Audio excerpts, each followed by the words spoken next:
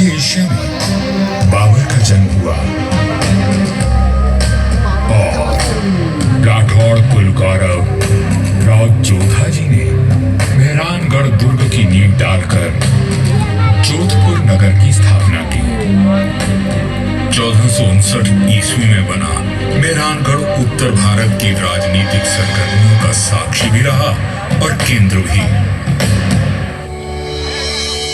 जोधपुर के आकाश में राठौड़ राजवंश का तेजवान सूर्य दमका, जिसका उदय मंडोर में हुआ था।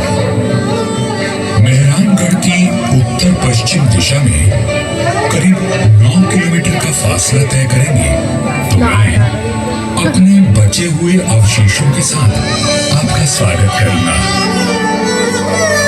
मैं किला हूं मंडोर का। मैं इतना प्राचीन हूं कि मुझे किसने बनवाया, कब बनवाया, ये किसी को भी याद नहीं। मंडोर की भूमि से आज भी अतीत के सिक्के, मंदिर के अवशेष, तोरण द्वार, स्तंभ और उत्कृष्ट मूर्तियां प्राप्त होती रहती हैं। मंडोर संग्रहालय में प्राचीन भारत के सभी प्रतीकों को सहेज कर रखा गया है, ठीक वैसे ही जैसे मैंने अपने जीर्ण अवशेषों में अनेकों गाथाएं संभाल रखी हैं। अरावली की पहाड़ियों से घिरा मंडोर नगर मांडव्य ऋषि की तपोभूमि था और इसका प्राचीन नाम मांडव्यपुर था।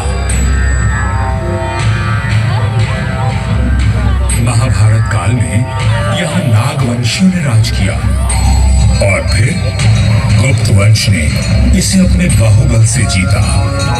चौथी व छठी शताब्दी में हूणों का आगमन हुआ तथा परमारों ने इनके वैभव को बढ़ाया।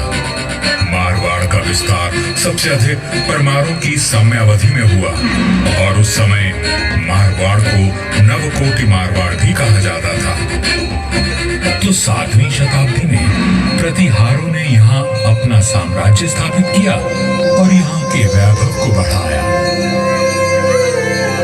मेरे साथ चलिए उस बीते हुए काल में जब यहाँ तलवारें खड़कती थी, रणभेरी और नगाड़े कंपायमान होते थे, वीर हुंकार भरते थे और रणबांकुरों के जय घोष से आकाश गूंज उठता था। सन 1394 ईस्वी परिहारों की शक्ति अस्त हो रही थी। गुजरात के सूबेदार जफर खान ने दिल्ली की कमजोर सल्तनत के चलते मंडोर और नागौर को अपने कब्जे में ले लिया था। अब मेरी 4 दीवारी में परिहार नहीं, तुर्क आ बसे थे। जफर खान का हाकिम ऐबक खान मंडोर दुर्ग का किलेदार था, जो आए दिन अपनी क्रूरता का प्रदर्शन करता रहता था।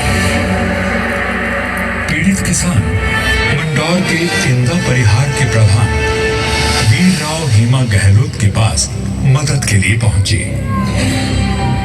राव हेमा जी, ये तुर्क हमसे मनमाना लगान वसूल करते हैं। आए दिन हमारी गायों को चुरा कर ले जाते हैं और अब अपने घोड़ों के लिए घास से लदी गाड़ियां मांग रहे हैं। हम तो बर्बाद हो जाएंगे। अपनी शक्ति पर इतना अभिमान कि उसे 3 किसानों पर आजमा रहा है। भैरू जी की सौगंध, जुल्म करने के लिए अब ऐबक खान जिंदा नहीं बचेगा।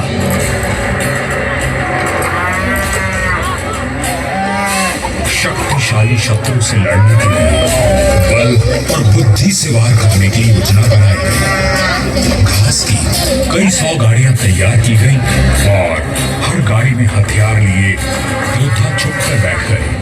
गाड़ियां जैसे ही किले के भीतर पहुंची, क्षत्रियों ने नारा लगाया,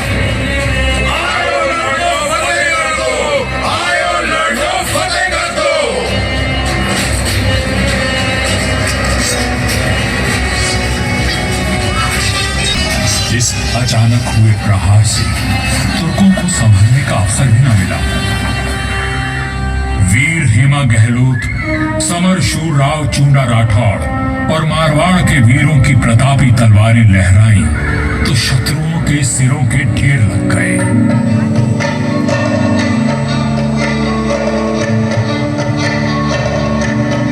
इसी जीत की याद में आज भी मंदौर में राव महोत्सव मनाया जाता है।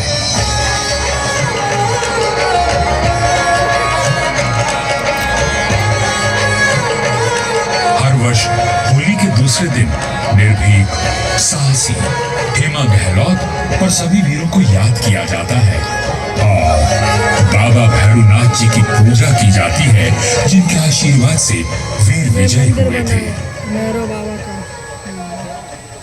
मंदौर विजय के बाद भी इंदा परिहार का मन अशांत था, क्योंकि ये नगर शत्रुओं से घिरा हुआ था।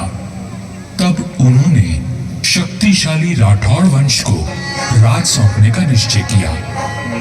इंदा के मुखिया राय धवल ने अपनी पुत्री का विवाह राव चूंडा से करवाया और दहेज में मंदौर का दुर्ग दे दिया गया। राव हेमा गहलोत ने राव चूंडा का राज तिलक किया और घाटों में मंगल गान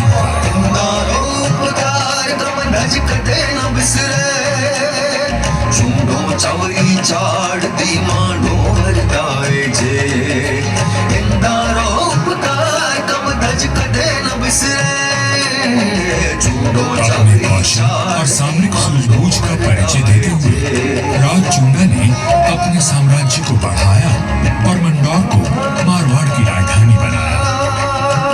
1423 में नागौर के युद्ध में राव चूंडा वीर गति को प्राप्त हुए और उनके पुत्र कान्हा के बाद राजदंड राव रणमल ने संभाला।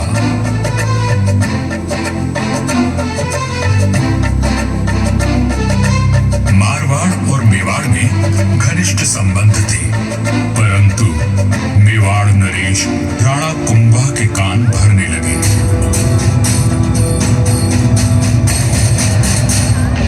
मुझे राव रणमल की नीयत ठीक नहीं लगती राणा।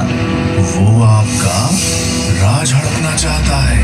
वह सिर्फ एक पक्ष को देखते हैं, दूसरे पक्ष से तो उनका कोई मोह नहीं। एक मधुर संबंध में संशय और अविश्वास का विष घोल दिया गया था। 1438 ईस्वी में राव रणमल अपने पुत्र जोधा के साथ चित्तौड़ के दुर्ग में था। रणमल को किसी षड्यंत्र का आभास हुआ और उसने बेटे जोधा को किले से बाहर भेज दिया। पिता की आज्ञा मान जोधा चित्तौड़गढ़ की तलहटी में पहुंचा। तभी एक डोम ने जोधा का ध्यान खींचा, जो एक दोहा गा रहा था।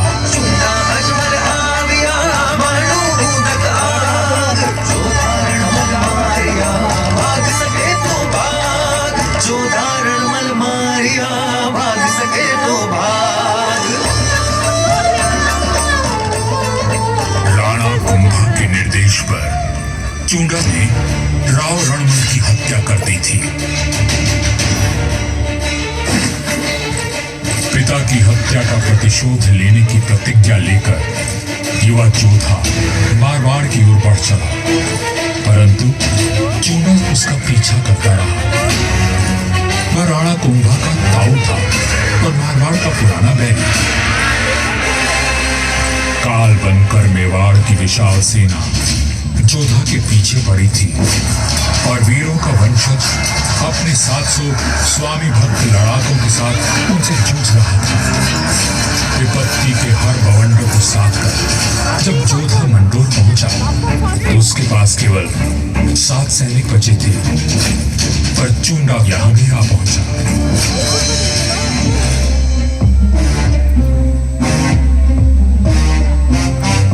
चूंडा बोला, मंडोर किले का कोना कोना छान मारो।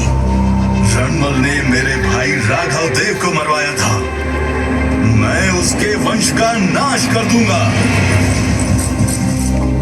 हुजूर, जोधा जांगलू प्रदेश की ओर भाग गया है। आप कहें तो उसका पीछा करें। रहने दो, वहां रेतीले टीलों में भटक कर वो खुद ही मर जाएगा। तुम राणा कुंभा के पास संदेश भिजवाओ, मंडोर पर अब हमारा राज है। पिता की निर्मम हत्या की पीड़ा और राज खो देने का अपमान लिए जोधा भटक रहा था। हर ओर शत्रु घात लगाए बैठे थे, पर जुझारू जोधा ने आस और विश्वास नहीं खोया।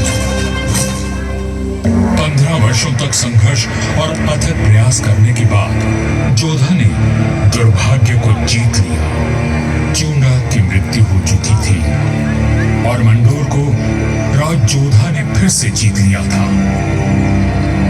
समय बदल रहा था और देश पर विदेशी आक्रमणकारियों का संकट घिर आया था। ऐसे में एक दूसरे से लड़ने के बजाय मारवाड़ और मेवाड़ ने संधि कर ली।